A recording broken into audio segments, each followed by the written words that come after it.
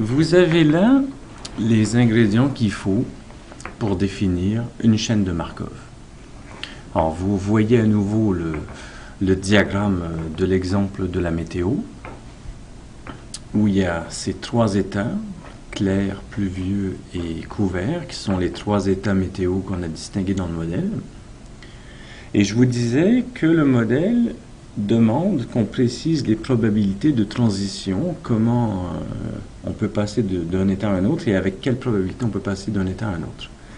Alors, dans l'exemple, la simulation que vous avez vue, les probabilités que j'ai utilisées sont celles qui sont indiquées dans le tableau qui est au bas de l'image.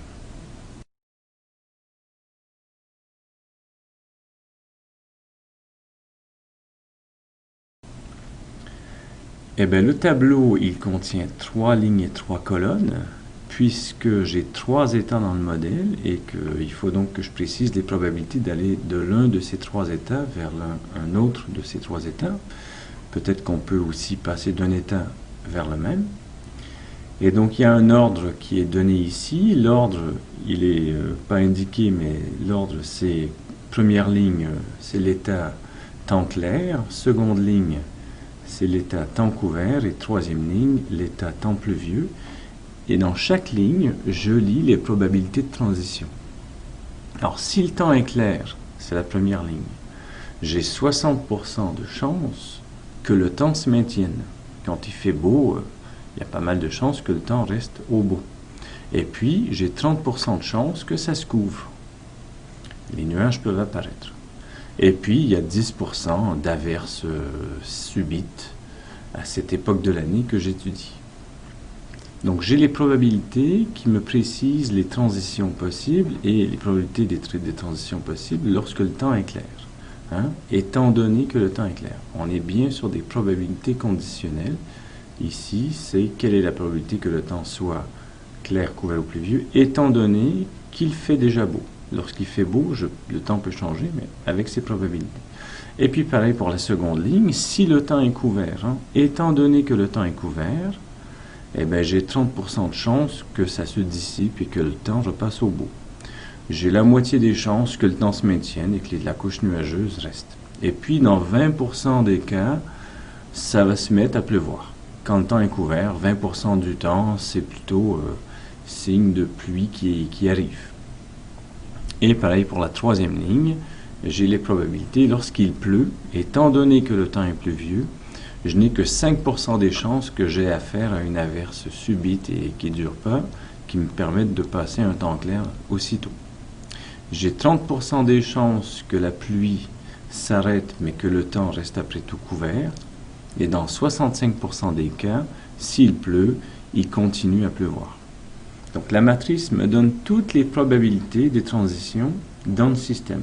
Et dans ce cas-ci, je peux effectivement aller de n'importe quel état à n'importe quel autre. Et donc, les probabilités sont non nulles partout dans la matrice.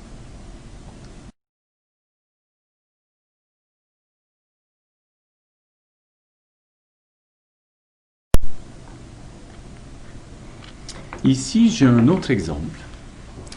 Vous reconnaîtrez peut-être un exemple du cours, celui où une guêpe se déplace entre deux pièces d'une maison et peut éventuellement passer par la fenêtre pour s'échapper de la maison. Donc c'est un système, bon, c'est un peu rigolo comme exemple, on pourrait remplacer ça par des trucs plus sérieux pour les grands, mais ça marche quand même. Donc la guêpe, elle peut passer de la cuisine, elle peut se balader dans la cuisine, elle sort pas de la cuisine parce qu'elle tourne en rond, elle est affolée, et puis pof, par inadvertance, elle passe par la porte qui conduit de la cuisine au salon, elle tourne un peu dans le salon, elle peut revenir à la cuisine, et puis ça va comme ça vient, et puis peut-être fatalement, elle va passer près de la fenêtre dans le salon, et puis elle va finir par aller dehors, puis bon, on se dit qu'une fois qu'elle est dans le jardin, elle se met à voler ailleurs, et puis il n'y a pas de chance qu'elle revienne dans la maison. Donc, comme tout à l'heure, j'ai un graphe, j'ai des états possibles du système. Les états, c'est quoi ici? J'observe le comportement de ma guêpe, et mes observations, je les note de 3 façons possibles. Je note tout simplement la pièce ou l'endroit où se trouve la guêpe. Ça me suffit pour mes besoins d'analyse, on va dire. Je note dans quelle pièce elle est, et puis si elle est dehors. Et donc le graphe dit comment les choses peuvent se passer. J'ai bien des flèches qui vont d'un état sur lui-même, puisque la guêpe peut rester toujours au même endroit, hein, si j'observe à toutes les minutes, mettons, où est-ce qu'elle est. Et puis j'ai des flèches qui me disent si elle peut passer d'un endroit à un autre, elle peut passer de la cuisine au salon et vice-versa, puis elle peut éventuellement, depuis le salon, puisque la fenêtre est ouverte, aller dehors.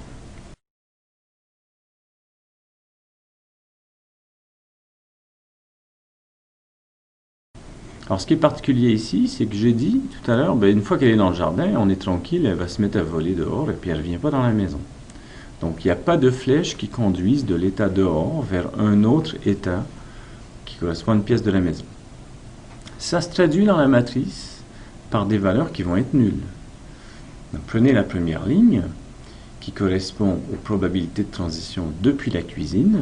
Donc, j'ai une probabilité d'un tiers que la guêpe reste dans la cuisine étant donné qu'elle y est. Puis il y a 2 tiers de probabilité qu'elle passe de la cuisine au salon. Bon, elle ne peut pas aller de la cuisine au jardin puisque les fenêtres de la cuisine sont fermées. Donc la probabilité que la guêpe se trouve dans le jardin étant donné qu'elle était dans la cuisine la minute d'avant est nulle. Le deuxième état, c'est le salon, c'est la deuxième ligne de la matrice. Et bien, dans 25% des cas, la guêpe va retourner à la cuisine.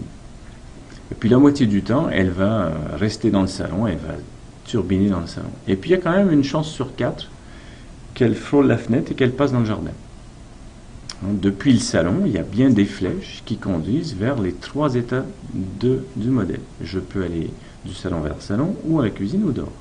Et puis dernière ligne, lorsque la guêpe est dans le jardin, elle est dehors, eh bien, on est certain qu'elle y reste. Certain, c'est probabilité 1 qu'elle reste dehors. Donc la matrice décrit bien toutes les transitions que j'envisage pour étudier ce système.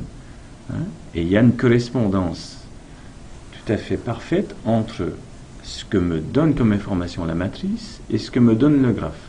À l'exception peut-être que les probabilités ne sont pas affichées dans le diagramme. Mais si je suppose que derrière chaque arc, il y a une probabilité, c'est strictement équivalent. Si j'ai le graphe et les valeurs des arcs, je construis la matrice. Si j'ai la matrice, je construis le graphe à condition, bien entendu, d'avoir les noms des états qui correspondent aux lignes et aux colonnes. Donc il n'y a pas de mystère, et ce sont ces objets qui vont nous permettre, ce sont des objets mathématiques, les graphes, les matrices, qui vont nous permettre d'étudier ces systèmes et puis de pouvoir exprimer les conditions et puis les résultats de convergence sur ceux-ci.